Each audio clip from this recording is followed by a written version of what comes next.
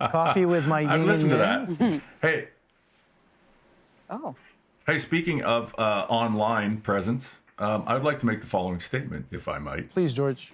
Yesterday, when we were talking about me being the dad, which, let's be honest, I'm kind of the dad at the table. I don't think anybody is near my age. No argument I here. have the utmost respect for each and every one of you.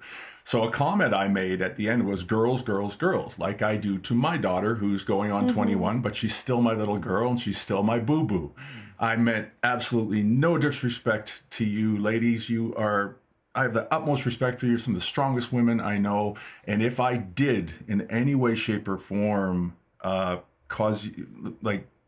make you think I was being ignorant, I was being a dad, and I sincerely apologize. And please accept my apology. I just really hope I didn't offend anybody by that. But I was being the dad, that dad figure trying to just kind of deflate the situation. But that's not an excuse. So my sincere apology. Please accept that. Thank you, George. Thank you. I will I appreciate that, George. I appreciate it, and I will accept it. I was offended. I was too. It's because this show, if we're being honest, it's clearly become quite divisive between the genders, and all of the online chatter has sort of exacerbated that, I believe. And I wish people could see how we chatter before the chatter. Well, that's the thing. Yeah. Yes, Like and better. after. But I do commend you for coming forward and saying that. I appreciate it, and it's just I don't think it was ignorant. I just think it was dismissive. I'm a 43-year-old woman, and I felt it was dismissive at the time that my choice was that of a child. So thank you very much. I appreciate it. Yeah, no, and that was, and you understand where I'm coming from. I do. I couldn't be a dad figure to you. Well, I guess I could a little bit, 50, but I don't think that's How early were you active? But George, you could be my. No, I'm not going to say that. That sounds weird. Wow. But no, George started early. you could be my older brother. Let's say that. Big bro. Yeah. Oh, there you go. I'll take I it. like that. Yeah. I'll be your big brother. I you. love that. That's awesome. Now, George, did you have any plans to replace girls with little boo-boo? Because I think that's probably unwise today. Probably worse. My little boo-boos. Little boobers. Well, no, Little I'm the only one that's allowed to call my daughter Boo Boo, and she Does she like it? and she will answer to it. In fact, I 21? wrote her a song. No, when she was 5, I wrote her a song, and in that song, I said Boo Boo, because I've always called her that, my little Boo Boo, and she'll always be my little girl. Doesn't matter how old my daughter will be, she'll always be my little But girl. does she respond to boo-boo at 21? Yes. Wow. Does she? It's a good job well done. Some of those nicknames, But you know how we were saying like that's some our- words lose their meaning to that's their our original thing. connection? I think we have Pakistanis and Indians do this a lot where you have like a cousin named Motu. And Motu means fatso. Yeah. But now you're like a 35-year-old man and everyone's like, Motu, look, I have a rash. I know you're a dermatologist. Can you take a look at it? It's like the weirdest thing, but it doesn't have the meaning of the original word anymore. So shout out to all the Motus out there who were chubby till like age 8. Shout out to all the nicknames and words we need to retire as a culture. Oh dear. 15? No, 50. 50. Oh. Okay, We're just cutting a little early so we get a clean start. got it. I hate this thing so much. I keep forgetting it's in 15? my ear. 30 seconds to air. 30 to air. Oh. I don't like it. Quiet, please, guys.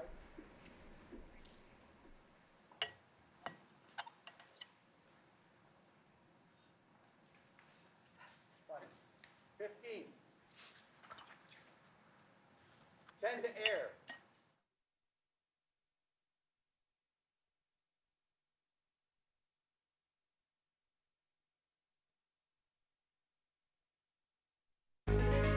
The following is a CBC Radio 1 special presentation. It's day 3 of CBC's Battle of the Books. We started with 5 titles. 2 have been eliminated. 3 are still in the running. Which one will be the next to go? We'll find out today. I'm your host, Ali Hassan. This is Canada Reads.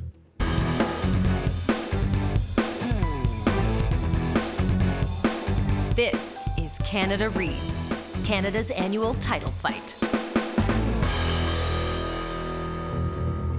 Hello and welcome back. We've had 2 intense days of debate. Once again, all 5 panelists have returned, which is good because we have 2 days left. They are sitting around the table with me. Let's meet them now. Joining us virtually from his home near Calgary is country music star George Canyon. Hello, George. Hi, how are you this morning? We're great. Thank you very much. George, you were defending the memoir From the Ashes by Jesse Thistle. It was eliminated yesterday after a tight vote. So we're going to ask you how you're doing. You and Akilah voted against small game hunting at the local Coward Gun Club by Megan Gale Coles. The other 3 panelists, Amanda, Elena, and Gagné Dio, all voted against From the Ashes. So it was the second book to go this year. Tell me how you're feeling. I think the shirt I'm wearing is blue, and I'm a little blue. It's shiny. It's shiny and satiny, George. It's shiny, though. So the shiny is the lifting part. I talked to Jesse last night, and I said, you know, buddy, I said, we're here to celebrate all these books, and you've done an incredible job. And more importantly, the work you've done is not just about a book. It's about making a difference and making a change. And he's continued that work on in his own life, very involved in Indigenous affairs and teaching as a professor. And he's also saddened and disappointed, as everybody would be when you get kicked off. But at the same time, there's such passion. I was asked last night if I enjoyed debating in the campaign for the last election or debating with all my friends here. I said I much more enjoy debating with all my friends in Canada Reads because it's passion, and we're all very passionate, but we're all very respectful of each other. And the only way we're going to find conclusions and find a way through all this as a nation is if we communicate. Doesn't mean we're going to agree, but if you don't communicate, you can't move anywhere. And so for Jesse agreed with me 100%, and he's just so honored, as I am, to be a part of Canada Reads for 2020. Thank you, George. And you're a free agent today. What does that mean to you? I thought first it meant I was going to get to play in the NHL, but then the producers explained to me what it meant. And you can't be the dad of the group. The NHL. You can't be the dad of the group and play in the NHL. You got to pick a side there, George. Well, and we talked about this in the online part about being the dad when I made the comment yesterday, and I offered my sincere apologies to all 3 ladies on the panelists because I was being a dad, and sometimes maybe being a dad takes over. So today I'm not going to be as much as a dad, but I'm going to listen a lot today because I really want to hear the arguments for these last 3 books.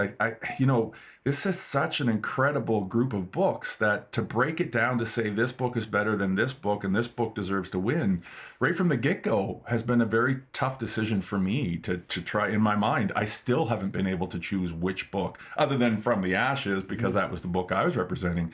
But now I'm a wide open free agent. I'm wanting to hear the argument. Great, and you definitely will. Thank you, George. Sitting across from me at the Canada Reads table is our next panelist, Toronto Raptors personality Akilah Augustine. Hello, Akilah. What's up? The book you were defending was Radicalized by Cory Doctorow. It was eliminated on day 1. That meant you were a free agent yesterday. Now, do you have any advice for George? No, I do not. I'm not good at giving advice. I'm such an oddball that I wouldn't tell anyone to do what I would do because that's just bad advice. All right. Well, good advice. Don't do what I would do is still good advice, potentially. Good advice. Don't do what he does. Thank you, Akilah. Okay, those were the 2 books that were already eliminated from Canada Reads, From the Ashes by Jesse Thistle, Radicalized by Cory Doctorow. Let's turn now to the books that are still in the running and the panelists who are defending them. Our next panelist is a YouTube star whose videos have been viewed over 15 million times. You may know her as Elena Joy. She is joining us virtually from her home in Vancouver. Welcome back, Elena Fender. Hi, Elena. Hi. Elena, you're defending the novel Small Game Hunting at the local Coward Gun Club by Megan Gale Coles. Here's the trailer. Yes, I am. Small game hunting at the local Coward Gun Club is very much an exploration of classism and racism and misogyny in a contemporary Canadian city. is about a number of different people who work at a fine dining restaurant called The Hazel in downtown St. John. Olive is a rural Newfoundlander from the Great Northern Peninsula who has found herself in the city.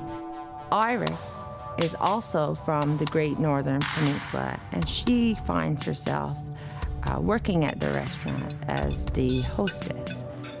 John, the very charismatic head chef, is Iris's employer and also someone who she's engaged in a romantic relationship with, though this is not a romance. Elena, George, and Akilah both voted against small game hunting at the local Coward Gun Club on day 1. Again, on day 2, they did the same. What are you going to do today to change their minds? I am going to break down exactly why this book deserves to win Canada Reads 2020. I think that we're going to talk about the writing, yes, but I think there's so much more to discuss about this book and in this book than just the writing style. So I'm looking forward to getting into it. Great. We'll definitely have the chance to do that today. Also, I just want to say this while I have the opportunity. Elena and George, you have been with us virtually, but you somehow overcome that, and I really felt like you are at the table. I know it's not easy for you to not be able to see us and pick up on our cues, but both of you have done a great job, and I've really felt your presence at the table. I think we all have. Yeah, I thought I'd mention that to the viewers and listeners at home, that you guys are not picking up on our visual cues. You can't see us, but it really does not feel that way, so thank you. You look great. Your next panelist is an actor seen in shows like Workin' Moms, Kim's Convenience, and The Handmaid's Tale. She is sitting to my left. Please welcome back to Canada Reads, Amanda Brugel. Hello, Amanda. Hello. Well, you are defending the memoir We Have Always Been Here by Samra Habib. Yes. Let's listen to the trailer. My memoir is called We Have Always Been Here. I was born in Pakistan. As a child, I really, really loved living there. Until I learned that it was actually not really a great place for my family to live. My family is part of a religious minority sect. We're called Ahmadis, and a lot of people are persecuted daily, so we had to leave.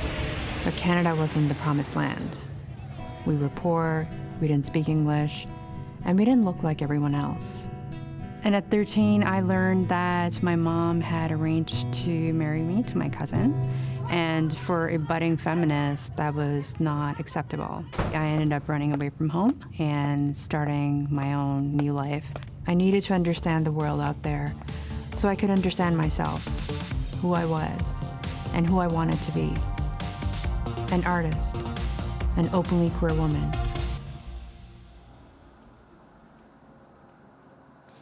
Amanda, no one has voted against We Have Always Been Here yet. What are your plans to make sure that things stay that way? I think I just would like to continue to explain how many people this book could help, can reach, can speak to, and how I think this truly is the only book that really fits into this year's theme. Okay, thank you, Amanda. Final panelist is an actor from the show Letterkenny, as well as Barkskins. She hosts a podcast as well called Coffee with My Ma. She's sitting on my right at the Canada Reads table. Welcome back to Ganyidio Horn. Hi, Ganyidio. Hello. How are you feeling today? I'm all right. Okay, you are defending the novel Son of a Trickster by Eden Robinson. Here's the trailer. Son of a Trickster is a novel about a 16-year-old boy named Jared. He's far more than he appears, even to himself. Sure, he's a high school burnout, he smokes too much, he gets blackout drunk, usually with his mother. He's always hustling, trying to get by. He sells Kitimat's finest weed cookies. Sometimes he cares for his elderly neighbors. He tries to take care of his mom and avoid her nasty boyfriend. He tries to help his dad pay his bills. The only person he can really rely on is himself. He's busy.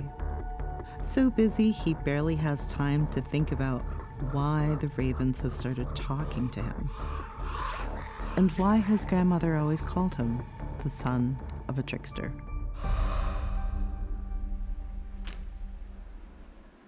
Gagnidio, Son of a Trickster has also made it to day 3 of Canada Reads without a vote against it. How are you feeling about your chances today? I'm feeling pretty confident. I think the 3 remaining books are, I mean, all 5, like we said, are so unique in their own ways, and I think the 3 remaining ones each have their own strengths. And yeah, I think I'm, just sitting with it. We'll see what happens. Sit in your truth. Thank you, Gagnidio. Well, there you have it. The 3 remaining books are the novel Small Game Hunting at the Local Coward Gun Club by Megan Gale Coles, the memoir We Have Always Been Here by Samra Habib, and the novel Son of a Trickster by Eden Robinson. One of those books will be eliminated today, and one of them will win tomorrow. I'm Ali Hassan. This is Canada Reads on CBC Radio 1 and Sirius XM. Get ready, panelists. It's time to debate. Do they hear it? Yeah, I think they hear it. Yeah. Look at Elena's George dancing to it. She can hear it. All right, for this first round, I want to talk about setting. So Son of a Trickster is set in rural British Columbia. We Have Always Been Here is set in Pakistan and in Toronto. Small Game Hunting at the Local Coward Gun Club is set in Newfoundland. I want to ask you guys, which book did the best job of transporting you to the place in which it was set? All right, George, let's start with you on this question. Ooh. Oh. Sure. I'm very familiar with 2 settings. Of course, Son of a Trickster, the setting there, and the setting in Newfoundland, very familiar with. Oh, you're just going to disavow both your novels. Pakistani heritage then, George? Well, no. So The trap question, don't answer. hold on. I'm sorry, George, please continue. Hold on. It's a trap. That's all right. So for me, I never even actually gave that any thought. I was just reading along. But when I read We've Always Been Here, it intrigued me because I've never been to Pakistan. I've been to a lot of different countries around the world, but I was really intrigued by Samra's writing and how she made me feel like I could see it. I could see it when I was reading it. I felt like I was there with her, experiencing that. And so for me, it's not so much a criticism against the other 2 books. It's just I'm familiar with those areas. Akil, what about you? I think probably We Have Always Been Here was at a disadvantage for me, only because I grew up in Scarborough, so she didn't really have to transport me anywhere. I kind of naturally knew the world she was talking about. The stuff in Pakistan was great. I've read books about those regions of the world, so I think for me, the better experience in terms of setting would I had to say be Small Game Hunting, because the way it was written, I actually felt cold when I was reading it. I felt the weather that she was describing. I'm not familiar with Newfoundland at all, but I think it gave me a great sense of like where the place was. Like the diner played such a huge role that you kind of had an image of how the lights looked and how it looked from the outside, because she spent so much time describing, I think it was Olive House, how much time she spent outside and looking into the diner. So I think that was burned into my memory. And Son of a Trickster, it's the one in the middle. Like I think We Have Always Been Here. It wasn't a big jump for me. Small Game Hunting was a big jump because I know nothing about that place. And I think Son of a Trickster did a fair job in terms of describing the place around it, but I don't know if the surrounding area played as big a role as the surreal, as the magical realism and other things in the book. Mm-hmm. Elena, how do you feel about that? I mean, I agree. I think that Megan paints an incredible picture and transports you right there to that restaurant, to St. John's, Newfoundland. But I also think something incredible is that I saw so many pieces of, I grew up in a small town. I grew up in rural Manitoba, and I felt so many similarities between the way that she was describing St. John's, Newfoundland and the place where I grew up. I also think with setting in Small Game Hunting, this book takes place over one day in one restaurant. And I think that the simplicity of that allows for exploration, deeper exploration of these characters, deeper exploration of their past, and as, I guess, making a narrative around St. John's in a larger way. Okay. Gagnidio, I want to ask you next, what book does a great job at transporting you to that place? And if it is your book, if you do feel it is your book, tell us why. Well, I think that I agree with small game hunting. I think I agree with what you said about it. You feel cold, and I think that's like a really great way to describe it. And then with Eden's book, I feel like I felt like I was in Kitimat and in this like rural British Columbia town, and the way that she wrote about how how the plant had just shut down and sort of like it's like a little bit derelict and a little bit empty. But also I also agree with you on this point, but how she described the setting of the two worlds brought into one, of the magical world brought into one, and how she described that, I thought that was a unique setting that's also very, yeah. Does that make sense? It does. Okay. It does to me. It makes sense to the rest of you. Yeah, no. You agreed with me, so it makes a lot of sense to me. Right? I think it was one of the most well-put-forward arguments of the debate. Amanda, what are your thoughts on this? We have always been here, was that for me. My family, a lot of my family is from Pakistan. I've never been. And a lot of the feedback that Samra says she's gotten about the book from people who have either visited or have lived in Pakistan is that she's been able to sort of resurrect the smells and the feeling and almost the temperature in her wording. I loved shout outs to Toronto. I rarely read enough books about Toronto, and there was a lot of references to different things in the city, and it made me really proud. But it's not just Toronto. I know you mentioned those two places. She speaks of her travels to Japan and to Turkey, and I think that on her world travels, she does an excellent job at painting almost a different character in each of the places. And I've never been to Japan, but the way she described it, the way she felt there, the buildings, the rhythm of the city, the simplicity of the city, the neatness of the city, I just thought she did a beautiful job in laying out how she felt about each city. So I thought the settings she provided were great because there was more than one. And on that note, in regards to small game hunting, you know, it's my favorite book. But I did find that the setting, while I did feel cold and while I thought it was brilliant in the diner, because of the flashbacks sometimes and because sometimes they were so confusing, I found myself, as I was moving in and out of the diner, sometimes lost, because I didn't know what time of year it was. I didn't know sort of where I was. I didn't mind that, but I can see how that could be confusing for some people who need sort of definitive settings so they can imagine. Yeah. Just before we dip out of this section of debate, Elena, final word to you on that. Yeah, I understand that it can be confusing or the dipping in and out of the past and the present, but these characters' lives are scattered. Their lives are shattered into pieces, and the book, I think, is written that way on purpose because as a reader, we're meant to go through and pick up the pieces of these characters' lives, just like they're trying to do. Olive is trying to answer the same questions that we're trying to answer about what happened in that hotel room that night and what led her there. What about her father, her dad, her heritage?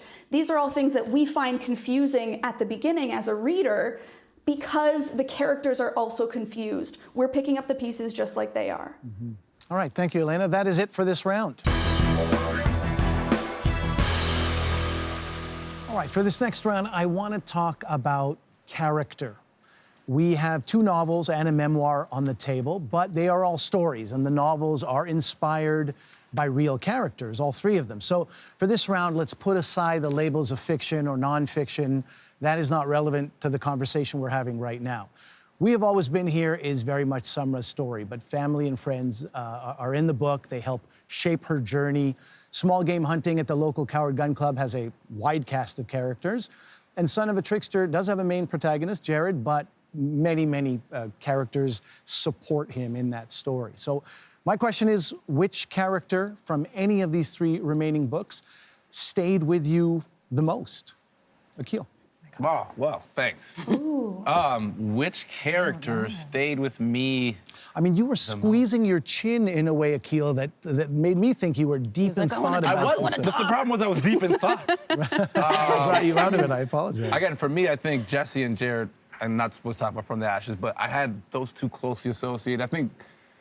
I mean, I'll say Samra is the one who inspired me to write an autobiography because I think her story resonated with me. So if that's a character that's probably the character I walked away from these 5 books with the most closely held to my heart, because I see myself in her occupying space in Toronto, doing the type of work that she does, which I kind of share in that fight with what I do for Black Lives Matters and for people of darker skin in Canada.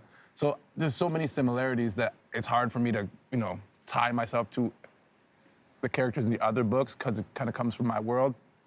But I will say there are some characters in Son of a Trickster, like the grandma. I know some people like that, and I think the grandma from Son of a Trickster stayed with me too. Okay. George, how about you? Which character from these 3 remaining novels really stayed with you? Also rubbing his chin, George, following his role model, Akilah, it feels like, yeah? Yeah, I just following. Akil said to do what I'm supposed to do what he does. No, don't. He actually said the exact opposite. Anyway, I'm kidding. Samra, I invested a lot of thought and passion into Samra's character, albeit we're not talking fiction or nonfiction.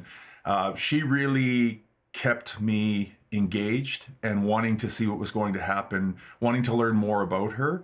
In the same breath, Jared, Eden's writing was incredible. I felt like Jared could have been a buddy of mine growing up. In fact, I have buddies that are sort of like Jared, and I wanted to know where it was going to go. And then when the magic and stuff came in, I was really engaged. And then with small game hunting, I just felt there were actually too many characters. And like I've said from the beginning, is why I voted for small game hunting, is that I couldn't get into the book. I had to keep rereading pages. And as I was reading more and more pages and seeing more and more characters, it was even more scattered for me. Then I just wasn't investing into one character or 2 characters or 3 characters. It was too many. But at the end of this entire monologue I'm giving, I would say Samra. Okay. And just to be clear, when you say you voted for small game hunting, you voted for its elimination yesterday and the day before. But that's why I want to elimination. Sorry, I want to turn to Elena on that. What do you feel about? There are a lot of characters, and what are your thoughts on that in small game hunting?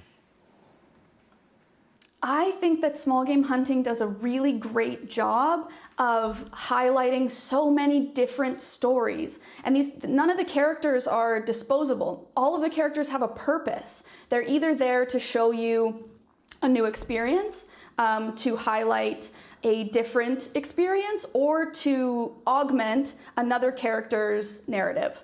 I think there are infinite experiences and stories in the world. Why not share as many as possible in one book? I think that's a beautiful thing with small game hunting.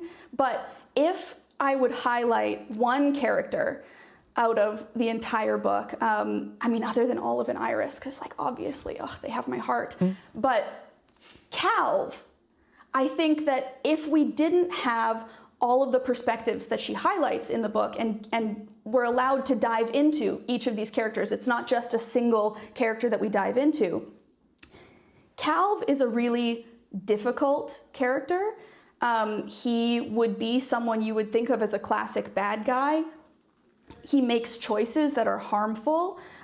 He displays ignorance and misogyny and all of these things that we don't want for his character, and yet our heart still breaks for him because we get to see where he came from. We get to see him have these moments of clarity and have these moments of trying, and the world shuts him down, right? He tries to ask his sister about sex. He tries to ask how to be better, and she shuts him down and she shames him.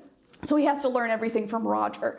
At the end of the book, we see in his drug-fueled bender, we see a moment of inspiration of him wanting to be better and deciding to do that. We don't get to know if he follows through, but if we didn't have the insight into all the characters like we do, we would just see Calv as another guy who's making these choices that are harmful and causing mayhem in the book. But we get to see humanity. And so her including these characters and giving us deep dives into each one holds a lot of importance for me. Okay, Amanda, what do you think about that? I completely agree. The person, just a second. Yep. The person that I mean, I mentioned yesterday that it felt like Samra was my soulmate, and so I identify the most with Samra. But the characters that stayed with me the longest were all of the men in Small Game Hunting, particularly Cal, because he was so flawed, and I feel like I know a lot of men like that, a lot of men that try and don't really know how to communicate, don't really have the tools to be able to right wrongs, that kind of are stuck. And I'm just, my heart broke for him, and I really, I thought about all of them. I thought about Damien. I thought about, I hope that George, who's the guy. John is the chef. John is the chef. I hope that John's restaurant burned down. Like all of the men really stayed with me and I cared about a lot of the men. Okay, Akilah, I saw the shine off your ring, which is suggesting you're lifting your hand. Yeah. I'm obviously the bad guy because I love debate, so I want to offer some critical thought instead of just compliments to every book. So I'll just say this. I think for Small Game Hunting, one of the reasons why I'd voted for it twice was simply because I don't think it's a bad book, but if I'm going to tell people to read a book, I think I want them to finish the book. And I think there's a lot of characters and a lot of story that you have to get through. And I think she could have picked a few less hills to die on to drive the point home. And I'm pretty sure in Son of a Trickster, Jared's an alcoholic, because nobody wakes up from that many stupors, and at no point is it addressed. So I had an issue, much like my other issue with Jared, was that like he kind of seems unscathed from all the things that are around him. Like, he's a bad relationship with his dad. He's a bad relationship with his mom. I don't care how much you think it's cute. It's bad, it's toxic, and it's Nobody bad thinks for it's him. cute. Well, it just is what it is. I was more referring to some of the reviews I read about it, so I apologize for that. But like, there are people who think like, oh, it's such a beautiful relationship. I had a hard time with it, so I felt like it should have had more of an impact on him. And I also recognize he's an alcoholic, and it hasn't been addressed, because you don't wake up from that many stupors and do those things without, there being an effect chemically on how your brain works. Dia, what are your thoughts on that? I think that it might not be addressed, but I think the responsibility is on the reader to recognize that he has a problem, that he's an alcoholic, and that he has those issues. But still talking about character, can I talk about character? I have to agree with George on the fact that I felt like with Small Game Hunting, there were too many characters for me I kept bouncing around, and I really did want to. I enjoy, for me as a reader, I enjoy really diving into to fewer characters, basically. I thought that I loved Samra. I felt like I read it, and then I also listened to the audiobook, and the lady doing the audiobook is like a beautiful angel voice. Yeah. There's an audiobook? Very sultry. Yeah. And so I was like, I felt like I just loved I loved Samra's voice, and I really felt connected to her and right by her as she was going through this journey. And then for Son of a Trickster, Jared is obviously awesome and everything, but the characters I think that really stood out to me was Maggie, the mother. As much as she, at first glance, you can be like, oh my God, she's awful, she's abusive, and yes, she is all of those things, but she's also strong, and she's trying, no matter how messed up the way that she is trying, she's still trying. And when you know all of the circumstances as to why she is the way she is, it gives you a deeper understanding of who she is. And I also really liked Jared's little whimsical, magical girlfriend. I thought she was awesome. Can I say something really quick? Sure. I do agree with that. And the one thing that I loved about Samra and Jared, if we're talking about Jared's flaws, is that Samra found out that when she was 13 years old that she was engaged to her first cousin via a note that he slipped under her door. And she was embarrassed. She went into high school, had to keep that secret close to her, and then had suicidal thoughts and eventually ran away from home. Jared spends a lot of it running across the street to help the neighbors, and he spends a lot of it like hanging out with friends, trying to escape the abuse and the oppression of his mother. But there's two things that these characters have in common that I think these authors do so incredibly well is they still have hope for their family. Jared still loves his mom. They're all Sandra still driven by loves her love, parents. yeah. And it shows the complexities of relationships. It's not just black and white when you're abused. And I think it speaks to an audience where you have complicated family dynamics, but you can still have love and loyalty to your family. And that's confusing. And I like the way it addressed that and helps readers feel comforted by that notion. Okay, guys, that is it for this round. So it has been a long 2.5 days, you could say. We're not done yet, but we wanted to offer you some voices to help you get to the finish line. Some words of encouragement. Now, the first voice that you're going to hear is Kim's Convenience star Paul Sun-Hyung Lee. What? Hi, Amanda. Congratulations on making it through to day 3 of the debates. It's a tremendous accomplishment.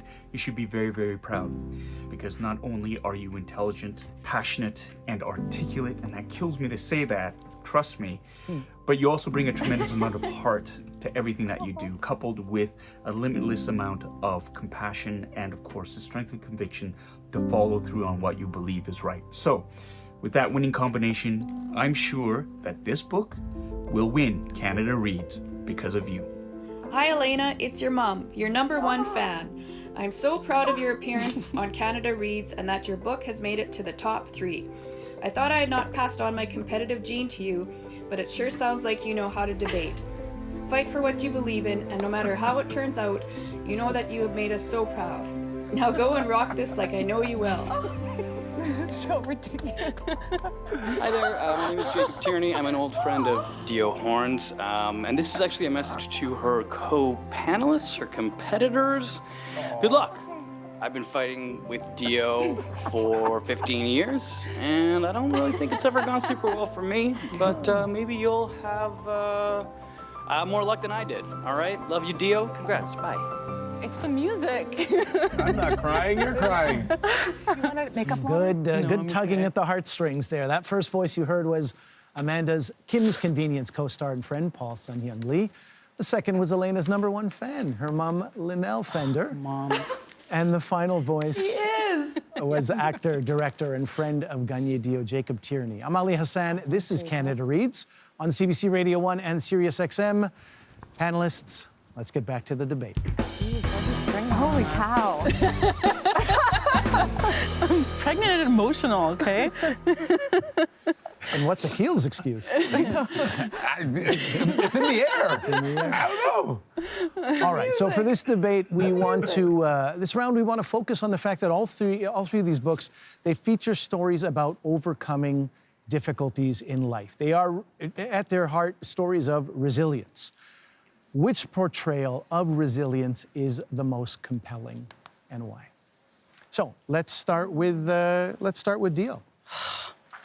Do I look all right? You look all right. Like this. One more. Here we go. And you're done. Okay. So which one would say it again? Which portrayal of resilience is the most compelling in these 3 books? Well, I'm obviously going to say Jared. But again, I have to say I think there's many forms of resilience in Son of a Trickster and displayed through all of the characters and all of the things that each of them has gone through, whether it's they've directly gone through it or their 2nd or 3rd generation having been affected by things like the residential schools and stuff, loss of language, and yet they still have this connection and this intense, whether or not, it's been broken for Jared, but he's still got this incredible spiritual connection that he's figuring out and that is coming to him through the supernatural. And but then also the one that I connected with as well was Samra's journey. And I think it's because it's her voice and as you're following her journey, she has a way of turning everything into a lesson, I guess. She sees the beauty in all of these and it might just be the way that she writes about it, but yeah, I think that her resilience really shone through in her work. Mm-hmm. Elena, let me ask you that. Whose portrayal of resilience was the most compelling?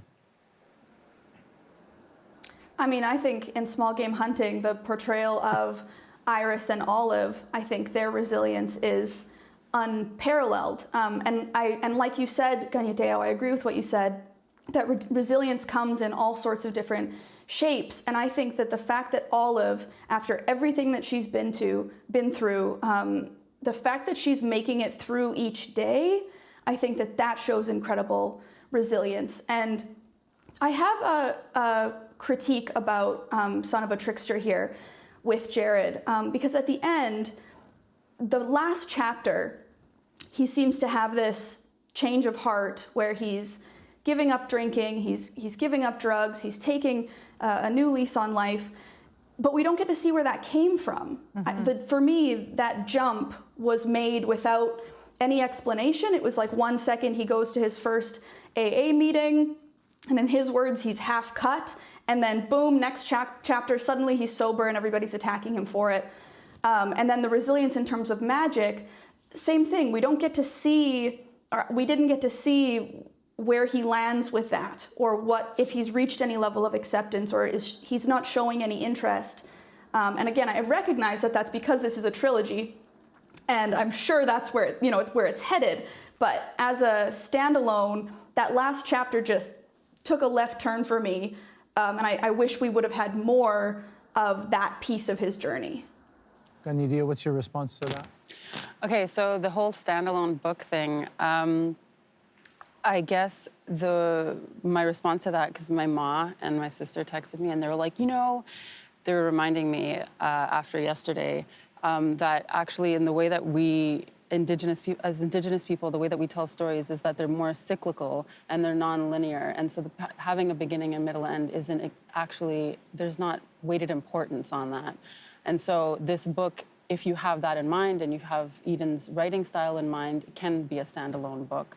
And for his resilience, I think his change of heart, for me, the way that I read it was enough is enough. There's a certain point when you're battling with addiction and stuff where you just, whether it has to be a big, exclaiming it to the world or not, but there comes a point where you just, you have to make that change. And I think that's kind of what Jared did in this. Okay. Amanda, let me ask you that same question. Right, but we don't get to see. Oh, sorry. No, go ahead. Elena, I have a delay too. I know, of course you do. You can Go. continue your thought. She can't see us? No, she can't see us. Oh. I just, if yes, you can read into it and say, well, he's had enough is enough. As a reader, I just wish, not that he necessarily exclaims this to the world, but even to see some of that internal process, I would have liked. You're seeing a fly flying around Elena. The last thing you needed right now, on top of, It's defending the book, is to have a The first fly fly. you handed quite gracefully. I'll have to give it to you. Yeah. There was a lot of this. Thank you so much. This one's while I'm speaking. Yeah, it looked like you were waving your hair out of your face, but unfortunately we could see that fly. But Amanda, let me ask you that same question. Which portrayal of resilience is the most compelling out of these Oh, two? gosh, by far, to me, it's We Have Always Been Here. Samra went through so many different versions of herself and overcame so many obstacles, and I agree, resilience can take many different forms, but this woman, when she was 4 years old, she was sexually assaulted, and her families didn't take her to the doctor because they were afraid that her virginity would be up for question. And her family, being Ahmadi Muslim, were just persecuted by Islamist extremists. They had to move to Canada. She had to sort of reconcile with becoming a refugee here, having to deal with language barriers and the threat of poverty, and her education was different, had to be translators for her parents at doctor's appointments. That made it incredibly uncomfortable. Then being engaged to her cousin, her first cousin at 13, then grappling with the idea of her sexual identity. And with the oppression or the pressure that she felt with society and from her religion. And at every turn, she stayed strong. And at every turn, she tried to find the beauty and the love in her life. And then having the courage to do all of that and then giving it to the rest of the world via your memoir, I think that is the ultimate sign and sort of a stamp of someone who's incredibly resilient. You cannot have resilience without hope. So I'm going to just pivot a little bit. George, I want to ask you, of the 3 remaining books, which one left you feeling the most hopeful? Well, I think all the characters at the base of everything, everyone needs love. And it doesn't matter how much love you're getting. If you get the glimmer of love, you attach yourself to it. All of Iris, I mean, Jared, Samra, I think at the end of it for me, We've Always Been Here left me feeling hope, because a lot of what she'd gone through as a little girl, and then the guilt she would have felt that from her father and her mother, you know, and then her dad bought her a little princess tiara. I just, you know, I wanted to cry there. I'm like, oh my gosh, you know, you get that little glimmer of love. So at the end of it, when she was able to reconcile, like I remember she reconciled with her mom first, and her mom's like, well, how do you have sex? You know, when I read that, I kind of laughed out loud, and I went, oh, okay, you know, people can change, and love is the road to do that. It's the pathway to do it, is love. And at the end of that book, I outside of From the Ashes, and I know I'm allowed to speak about that, but at the end of that book, I felt the most hope. Can I just say the book also ends with a We got to concentrate on the last 3 books. The book also ends with a letter to her 7-year-old self, which made me cry the entire way through. And I think, Akilah, if this inspired your autobiography, I think you should end it with a letter to your young self. It's just the thing that connects people, writing letters to their younger selves. It's a great idea. It's quite an exercise. a beautiful ending. I hate hope. You hate hope? Hope's a ridiculous idea. It's not tied to work. I just don't believe in hope. Hope gets you hurt. So I'm going to talk about resiliency. Oh, yeah? If that's what you'd rather talk about? I don't like hope. I think it's a waste of time. So Small Game Hunting is a book that's written through the lens of resiliency. And I think I have a problem with how resilient Jared is in Son of a Trickster, because he just seems a bit too resilient to me, to the things that are swirling around him. But on the other hand, I think with me, fictional books are at a disadvantage, because I'm not going to ever... First off, fiction's hard to write, and you got to be really elite fictional writer to really construct a character that I'm going to buy as much as someone's memoir, because it's real, it actually happened. You know, you just talked about all the things that happened in her life that I'm not sure, you know, any of us can gloss over how it happened. Like in a fictional book, it really doesn't have to happen, and you can write around it. Well, that said, it is still a story through her lens. We don't have any other opinions in Samra's book. And Eden Robinson did say that Jarrett was based on people she knew. And I think Megan has said similar things, that these are characters based on people well, she knows. And when you read them, you're like, oh, we can recognize it. Might just be a trap of some form of experience. I was thinking it might be a trap of fiction for me, like how I weight books. Like if it's a memoir, and we're talking about if it gives dealing with hope and resilience, I think memoirs, when I put them on the scale, have a lot more weight to them than fictional books. But Jared, you thinking Jared has too much resilience? Do you not know many Indigenous people in Canada? I know tons. Really? Yeah. We're pretty damn resilient. Everyone's resilient. I'm just talking about the way he's written. When I'm listening inside his head and his voice, I'd like to hear more questioning of his mother. I'd like to hear more questioning of his drinking. I just thought like the things happened, but he walked through them kind of bulletproof for me. A lot of the guys I know, we kind of struggle more with these things than I felt he did. That's my own comment. I think people are extremely resilient. Elena, I just felt like the way he was written, it wasn't. Just before we run out of time here, Elena, focusing on the book, tell me about who was the most hopeful. Yes. She is caressing Small Game Hunting. Question. Yes. Because to discuss small game hunting in a context of hope, I just, it's not really going to work. If you're asking me who I think gave me most hope out of all of these books, it's Samra. But do I think that is the most important piece and the thing that we need or the thing that we're looking for, that I'm looking for, not necessarily this book. Small game hunting drives you off a cliff, okay? It's not here to make you feel hopeful. The ending of this book is heart-wrenching, and you can choose to read it as hopeful, or you can choose to read it as driving you off a cliff.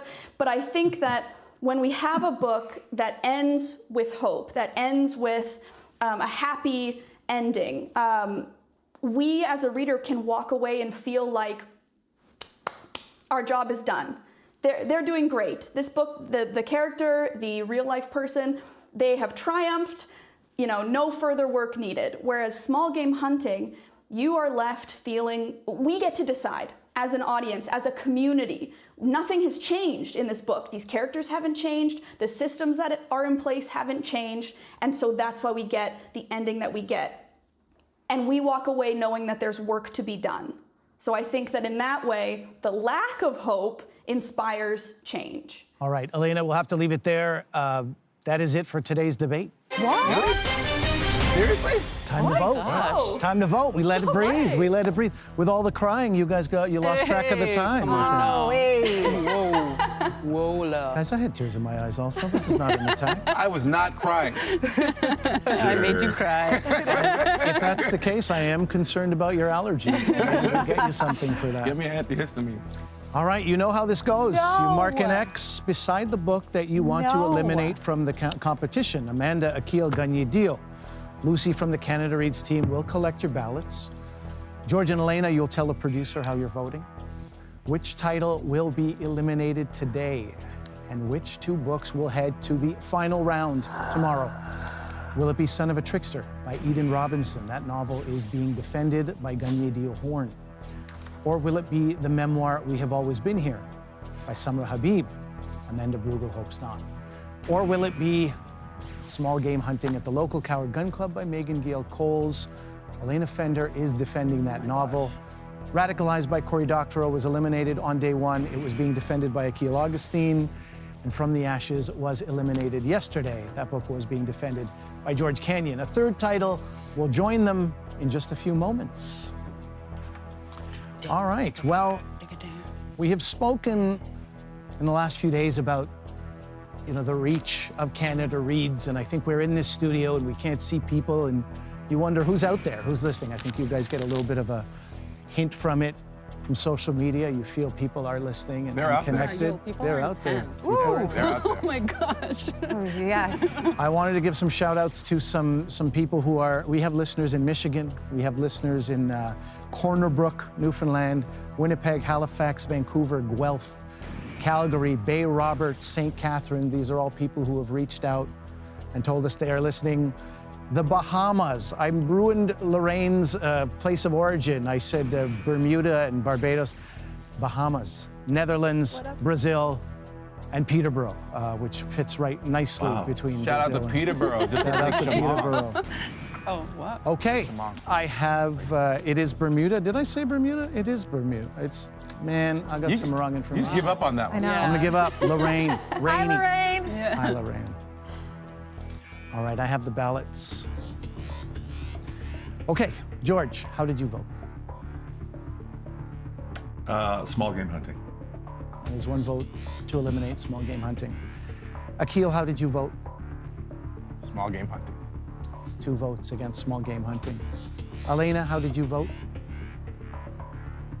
I voted for Son of a Trickster. All right, we have 2 And votes. it hurts me. I'm sure it does. You've spoken about your enjoyment of that book. We have 2 votes against Small Game Hunting, 1 vote against Son of a Trickster. Amanda, how did you vote? Am I allowed to talk? No, just say the vote. Say the vote, and if we have time, we will No get to disclaimers. your Be the bad disclaimers. guy. Exactly. I voted against Small Game Hunting. That is 3 votes against Small Game Hunting, 1 vote against Son of a Trickster. No matter how this plays out, Small Game Hunting has been eliminated. So she's off the hook?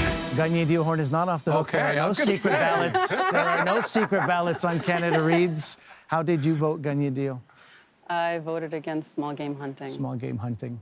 I think there was definitely, some of you spoke about your enjoyment of this book. Not because I disliked it. Right, I really, really did like it. This is a Canadian standoff. Ain't It's a nobody Canadian wants to be the standoff. bad guy. No, we I don't wouldn't have mind being too the bad much guy time. with your book. I want to go to love this Elena book. first. That's true. And that's not Canadian. I just love this book. And we love Elena. Elena had, at some points, you're well aware, Elena, that you had an uphill battle with your book. Absolutely. Tell me how you feel right now. I mean, the classic, I feel disappointed. But I also, these are 3 incredible books, 3 incredible authors. We've got 5 incredible panelists. So I'm honored to have been here fighting alongside these 3 books, these 3 women in this round. So